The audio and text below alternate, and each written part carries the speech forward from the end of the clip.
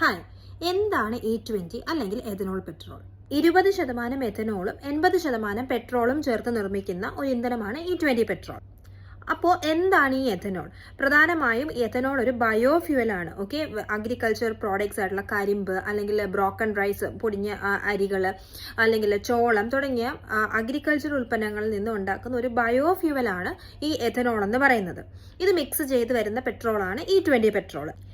ഈ E20 petrol എങ്ങനെയാണ് ഇന്ത്യയിൽ അഫക്റ്റ് ചെയ്യാൻ പോകുന്നതെന്ന് നമുക്കൊന്ന് നോക്കാം.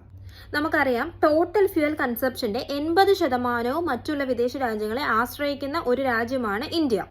അതുകൊണ്ട് തന്നെ ഇന്ത്യയിൽ E20 പെട്രോൾ വ്യാപകമായിട്ട് ഉപയോഗിച്ചു തുടങ്ങിയിട്ടുണ്ടെങ്കിൽ ഇന്ത്യ മറ്റുള്ള രാജ്യങ്ങളെ ഫ്യൂവലിന് വേണ്ടിയിട്ട് ഡിപ്പെൻഡ് ചെയ്യുന്ന അളവ് നമുക്ക് കുറയ്ക്കാനായിട്ട് പറ്റും. അതുവഴി ഇന്ത്യക്ക് വിദേശ നാണയം ലാഭിക്കാനായിട്ടും സാധിക്കും.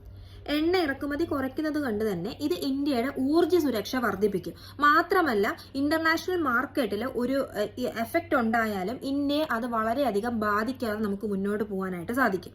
അതുപോലെ തന്നെ എഥനോൾ പ്രധാനമായിട്ടും നിർമ്മിക്കുന്നത് കരിമ്പ്, ചോളം തുടങ്ങിയ കാർഷിക ഉൽപ്പന്നങ്ങളിൽ നിന്നാണ്. അതുകൊണ്ട് തന്നെ കർഷകർക്ക് ഇതൊരു പുതിയ വിപണിയും ഉണർവുമായിരിക്കും. എഥനോൾ പ്രോസസ്സിങ്ങിന് വേണ്ടിയിട്ട് പുതിയ ഫാക്ടറികളുടെ ആവശ്യം ഇന്ത്യയിൽ വരും. അതുവഴി നമ്മുടെ വ്യവസായ മേഖലയ്ക്ക് അതൊരു പുതിയ ഉണർവായിട്ട് മാറാൻ സാധ്യതയുണ്ട്. ഒരുപാട് പേർക്ക് തൊഴിൽ കിട്ടുന്ന ഒരു സംരംഭമായിട്ടും അത് മാറും.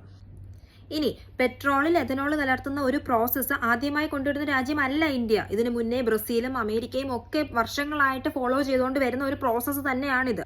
ദിനം പ്രതി ജനസംഖ്യയും എണ്ണ ഉപയോഗവും കൂടി വരുന്ന ഇന്ത്യയെ പോലെ ഒരു രാജ്യത്ത് ശ്രദ്ധിക്കേണ്ട കാര്യം എന്താണെന്ന് വെച്ചിട്ടുണ്ടെങ്കിൽ, ഇന്ത്യക്ക് സ്വന്തമായി എണ്ണ ഉൽപാദനം ഇല്ല. അങ്ങനെ ഒരു രാജ്യത്ത് E20 പെട്രോളിന്റെ ഉപയോഗം തടയുന്നത് അല്ലെങ്കിൽ അതിനെതിരെ പറയുന്നത് എന്തിനാണ് എന്നുള്ളത് മാത്രമാണ് മനസ്സിലാവാത്തത്. ബൈ.